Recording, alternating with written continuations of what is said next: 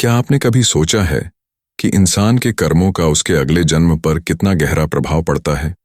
मनुष्य के अच्छे बुरे कर्म ही यह तय करते हैं कि उसे अगले जन्म में किस योनि में जन्म मिलेगा। क्या आपको पता है कि कुछ विशेष पाप ऐसे भी होते हैं जिनको करने पर मनुष्य का अगला जन्म कुत्ते की योनि में मिलता है? क्यों कुछ कर्मों का परिणाम ऐसा होता है कि इंसान को एक ऐसी योनि में जन्म लेना पड़ता है जहां वह अपनी तकलीफों को न तो साझा कर सकता है और न ही उनसे छुटकारा पा सकता है? प्रिय दर्शकों, राधे राधे। आज की इस ज्ञानवर्धक वीडियो में हम एक पौराणिक कथा के माध्यम से समझेंगे कि मनुष्य को किन पापों से दूर रहना चाहिए ताकि मृत्यु के बाद हमें किसी कुत्ते या जानवर की योनि में जन्म न मिले और हम पुण्य कर्मों का फल प्राप्त कर सकें। कथा को प्रारंभ करने से पहले मेरा आपसे करबद्ध निवेदन है कि कथा को पूरा अवश्य ही सुनें, क्योंकि आधा अधूरा ज्ञान अज्ञानता से भी ज्यादा विनाशकारी होता है। एक बार की बात है, जब नारद मुनि अपनी वीणा लेकर ब्रह्मांड में भ्रमण कर रहे थे तो उन्होंने सोचा कि भगवान भोलेनाथ के दर्शन करें और उनसे कुछ गूढ़ प्रश्नों के उत्तर प्राप्त करें। अपने मन में ये विचार लेकर नारद मुनि कैलाश पर्वत की ओर चल पड़े। वहां पहुंचकर उन्होंने देखा कि भगवान भोलेनाथ ध्यान मग्न बैठे हैं। उन्होंने विनम्रता से हाथ जोड़कर भोलेनाथ का अभिवादन किया। भोलेनाथ ने अपनी आंखें खोलीं और मुस्कुराते हुए नारद मुनि का स्वागत किया। भोलेनाथ ने कहा, हे नारद मुनि, आपका स्वागत है। कहो, आज किस प्रयोजन से हमारे पास पधारे हैं? नारद मुनि ने उत्तर दिया, हे प्रभु, जब मैं पृथ्वी लोक का भ्रमण कर रहा था तो मैंने देखा कि एक कुत्ता अत्यंत कष्टमय जीवन जी रहा था। वह दर दर भटक रहा था और लोग उसे डंडे से मारकर भगा रहे थे। उसे भोजन के लिए भी इधर उधर भटकना पड़ रहा था, किंतु कहीं भी उसे अन्न का दाना नहीं मिला। यह दृश्य देखकर मेरे मन में एक प्रश्न उत्पन्न हुआ। प्रभु, मैं जानना चाहता हूं कि किस प्रकार के कुकर्मों या पाप के कारण मनुष्य को कुत्ते का जन्म प्राप्त होता है। भगवान भोलेनाथ ने नारद मुनि की बात ध्यानपूर्वक सुनी और कुछ पल के लिए शांत रहे। फिर उन्होंने कहा, नारद मुनि, यह प्रश्न अत्यंत ही महत्वपूर्ण है और इसके पीछे एक गहन सत्य छिपा हुआ है। कई मनुष्य जाने अनजाने में जीवन में ऐसे कर्म कर बैठते हैं जिसके कारण उन्हें अगले जन्म में कष्टकारी योनि में जन्म लेने पर विवश कर देते हैं। अब मैं आपको एक कथा के माध्यम से इस गूढ़ प्रश्न का उत्तर देता हूं, लेकिन आपको कथा को पूरे मनोयोग से अंत तक सुनना होगा। नारद मुनि बोले, प्रभु, कृपया मुझे वह कथा सुनाइए। मैं इसे अपने हृदय में धारण करूंगा और इसे पृथ्वी लोक में भी साझा करूंगा ताकि लोग अपने कर्मों के प्रति जागरूक हो सकें। भोलेनाथ ने कहना प्रारंभ किया। एक समय की बात है जब महान राजा हर्षवर्धन अपनी सभा में बैठे न्याय कर रहे थे। तभी उन्होंने दरबार के बाहर किसी प्राणी के करुण स्वर को सुना। राजा ने अपने द्वारपाल को भेजा ताकि वह पता लगाए कि कौन रो रहा है और क्यों। द्वारपाल ने जाकर देखा कि एक कुत्ता दरवाजे पर बैठा हुआ करुण भाव में रो रहा है। उसने उसे वहां से हटाने की कोशिश की, लेकिन अगले दिन फिर वही कुत्ता उसी स्थान पर आकर रोने लगा। जब तीसरे दिन भी यही स्थिति दोहराई गई तो राजा हर्षवर्धन को जिज्ञासा हुई कि यह कुत्ता आखिर रोज रोज उनके दरबार के बाहर क्यों आता है। राजा ने द्वारपाल से कहा, उस कुत्ते को यहां लाओ और जानो कि आखिर उसकी व्यथा क्या है। द्वारपाल ने जाकर कुत्ते से कहा, महाराज हर्षवर्धन ने आपको अपने दरबार में बुलाया है। इस पर कुत्ते ने गहरी आवाज में कहा, मुझे तो ऐसी योनि मिली है कि मैं मंदिर, राज्य भवन, रसोई और गौशाला जैसे पवित्र स्थानों पर नहीं जा सकता। आप जाकर महाराज से कहें कि यदि वे मेरी व्यथा सुनना चाहते हैं तो स्वयं मेरे पास आएं। द्वारपाल ने कुत्ते का यह संदेश राजा हर्षवर्धन तक पहुंचाया। राजा ने अपने अनुचरों के साथ बाहर जाकर उस कुत्ते से कहा, हे वत्स, तुम हर दिन मेरे दरबार के बाहर क्यों आते हो? तुम्हारी व्यथा क्या है? कुत्ते ने उत्तर दिया, हे महाराज, मैंने किसी प्रकार का कोई अपराध नहीं किया है, फिर भी एक सन्यासी ने मुझे पत्थर से मारा जिससे मेरा पैर टूट गया है और अब मैं भारी पीड़ा में हूं। इसी कारण मैं न्याय की आशा में आपके दरबार में आता हूं। राजा हर्षवर्धन को यह सुनकर अत्यंत दुख हुआ। उन्होंने अपने सेवकों से कहा, आप लोग उस सन्यासी को तुरंत मेरे सामने लेकर आओ ताकि इस घटना का सच जान सकूं। राजा के आदेश पर सेवक उस सन्यासी को ढूंढकर दरबार में ले आए। राजा ने गंभीरता से पूछा, हे सन्यासी, क्या यह सत्य है कि तुमने इस बेजुबान प्राणी को पत्थर मारा और उसका पैर तोड़ दिया? सन्यासी ने सिर झुकाकर उत्तर दिया, हे महाराज, एक दिन जब मैं भिक्षा मांगने जा रहा था और तभी इस कुत्ते ने मेरी भिक्षा का अन्न छू लिया। मुझसे यह सहन नहीं हुआ और मैंने क्रोध में आकर इसे पत्थर से मार दिया। यह सुनकर राजा हर्षवर्धन बोले, एक सन्यासी होकर तुम्हारे अंदर इतनी असहनशीलता क्यों है? यह कुत्ता, जो एक निरीह प्राणी है, वह तो बेचारा भोजन के लिए ऐसा करता है। इसमें उसकी कोई गलती नहीं है, क्योंकि उसकी तो प्रकृति ही ऐसी है। तुम्हारे क्रोध में उसका अपराध नहीं, बल्कि तुम्हारा ही दोष है।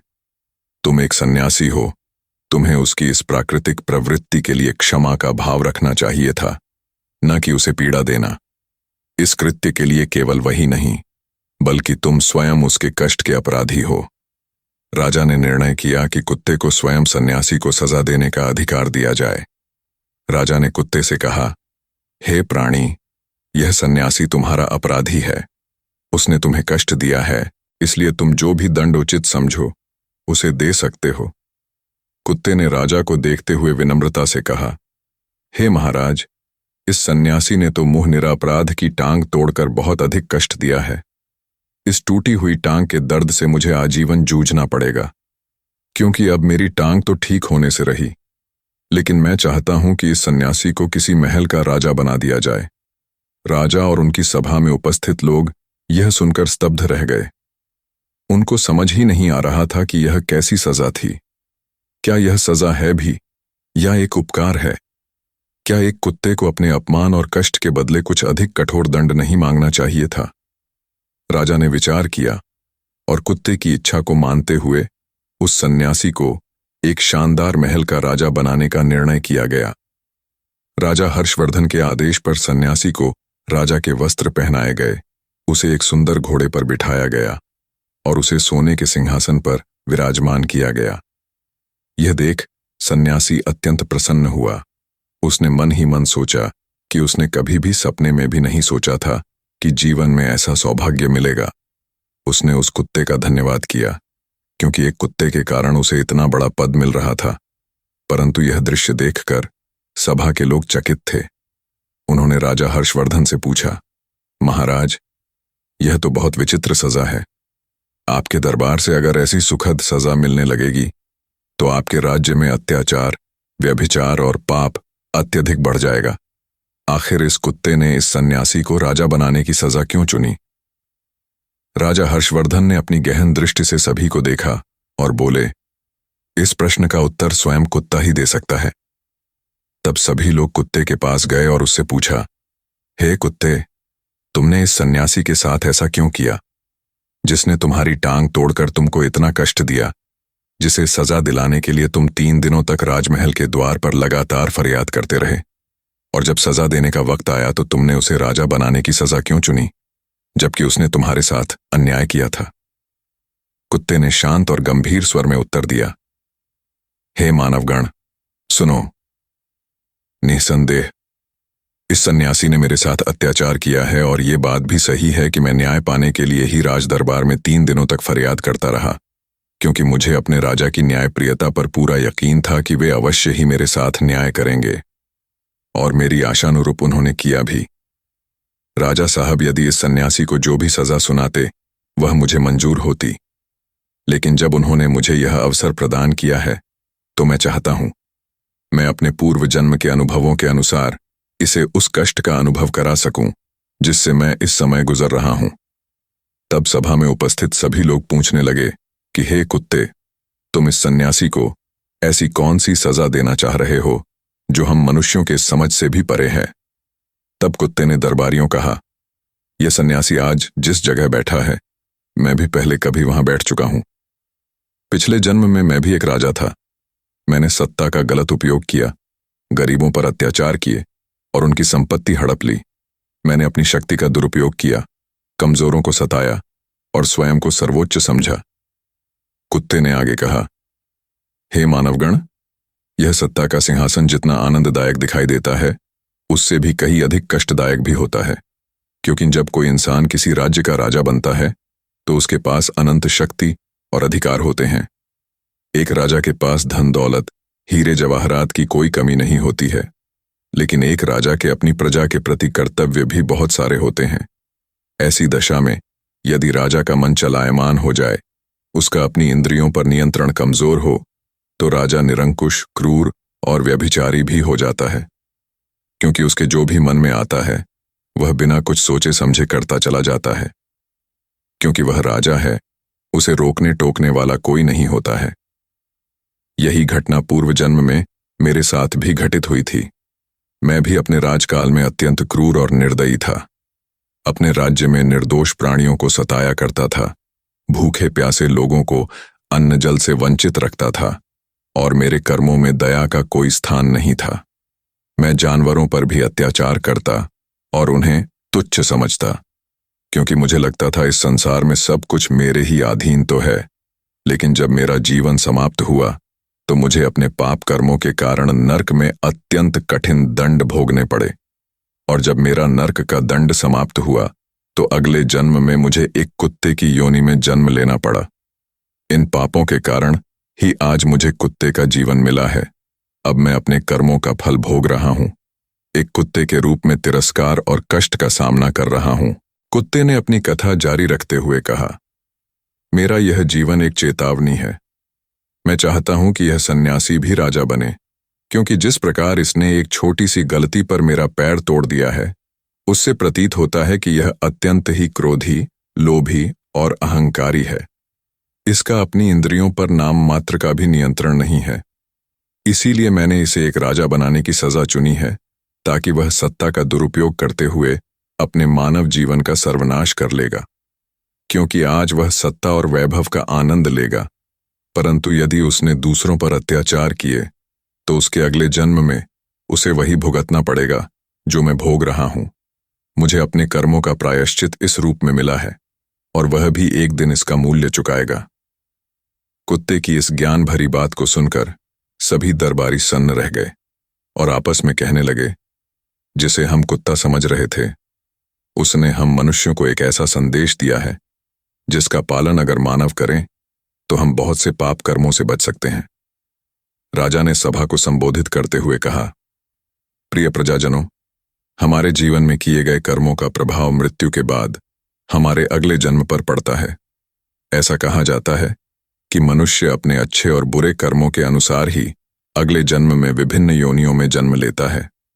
कई बार लोग अपने पापों को धोने के उद्देश्य से गंगा के पवित्र जल में स्नान करने जाते हैं, परंतु अज्ञानतावश जैसे ही वे वहां से लौटते हैं, फिर से वही पाप कर्मों में लिप्त हो जाते हैं। तभी सभा में उपस्थित एक विद्वान मंत्री ने राजा से विनम्रतापूर्वक पूछा, महाराज, क्या यह सच है कि गंगा जी में स्नान करने से हमारे पाप वास्तव में धुल जाते हैं? राजा हर्षवर्धन मुस्कुराते हुए उत्तर देते हैं, हे प्रिय मंत्री और प्रजाजनों, यह सत्य है कि गंगा जी में स्नान से पवित्रता प्राप्त होती है, परंतु यह तभी संभव है जब हमारे मन में सत्यता और शुद्धता हो। गंगा स्नान से हमारे वही पाप धुलते हैं जो अनजाने में हो जाते हैं।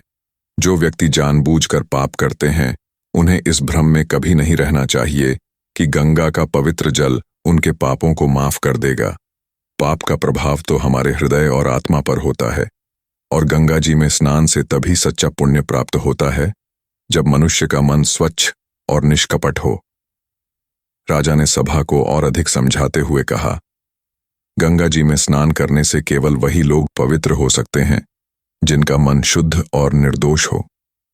यदि किसी के हृदय में कपट, लोभ या बुराई का भाव है तो गंगा का जल भी उन्हें पवित्र नहीं कर सकता। जिनके मन में दूसरों को दुख देने की प्रवृत्ति होती है या जो किसी के प्रति बुरा विचार रखते हैं, उन्हें यह नहीं सोचना चाहिए कि केवल बाहरी स्नान से उनका पाप समाप्त हो जाएगा। वास्तव में पवित्रता का अर्थ है हमारे मन और आत्मा की शुद्धि। भगवान भोलेनाथ जी ने कथा सुनाते हुए कहा कि राजा हर्षवर्धन ने प्रजाजनों को एक और महत्वपूर्ण बात समझाई। हे प्रजाजनों, हमारे जीवन में किए गए हर कर्म का प्रभाव होता है। ईश्वर हमारे कर्मों का न्याय करने में कभी गलती नहीं करता। यदि हम किसी निरीह जानवर को पीड़ा देते हैं तो इसका दंड हमें अवश्य ही भुगतना पड़ता है। यदि हम किसी भूखे को भोजन नहीं दे सकते तो हमें उसे दुख पहुंचाने का भी अधिकार नहीं है। अगर कोई बेजुबान पशु जैसे कि कुत्ता, बिल्ली, बकरी आदि आपके दरवाजे पर आता है तो उसे प्रेम से देखें। यदि उसे भोजन नहीं दे सकते तो उसे चोट भी न पहुंचाए, क्योंकि वह भी एक जीव है और उसे भी दर्द होता है। हमें यह नहीं भूलना चाहिए कि हम सब एक ही सृष्टि का हिस्सा हैं और हर प्राणी में जीवन की एक समान भावना है। राजा की बातें सुनकर सभा में शांति छा गई और सभी लोग राजा की इस बात से गहराई से प्रभावित हुए और सभी ने संकल्प लिया कि वे कभी किसी बेजुबान पर अत्याचार नहीं करेंगे। भगवान भोलेनाथ जी ने नारद मुनि से कहा, हे मुन श्रेष्ठ, प्रत्येक मनुष्य को अपने जीवन में सच्चे धर्म का पालन करें। अपने मन और हृदय मानवता और करुणा की भावना रखना चाहिए। अपने विचारों को शुद्ध रखें और अच्छे कर्म करने की भावना को अपने भीतर जगाएं। पवित्रता केवल बाहरी स्नान से नहीं, बल्कि हमारे मन, वचन और कर्म की शुद्धता से आती है। यदि भगवान ने आपको शक्तिशाली व समर्थवान बनाया है तो उसका सदुपयोग करो। हो सके तो किसी का भला कर दो, लेकिन कभी भी अहंकार में किसी के साथ क्रूरता व अत्याचार नहीं करना चाहिए, क्योंकि पृथ्वी लोक पर जितने भी जीव जंतु हैं वे सभी उस परमात्मा का ही अंश हैं। यही धर्म का सच्चा मार्ग है और इसी मार्ग पर चलकर हम जीवन में सच्ची शांति और मुक्ति पा सकते हैं। आपको आज की कथा कैसी लगी कमेंट करके जरूर बताइएगा। मिलते हैं आपसे एक नई वीडियो में एक नई सीख के साथ। ऐसी ही आध्यात्मिक और ज्ञानवर्धक वीडियो देखने के लिए चैनल को सब्सक्राइब करके बेल आइकॉन को दबाना न भूलें। हर हर महादेव।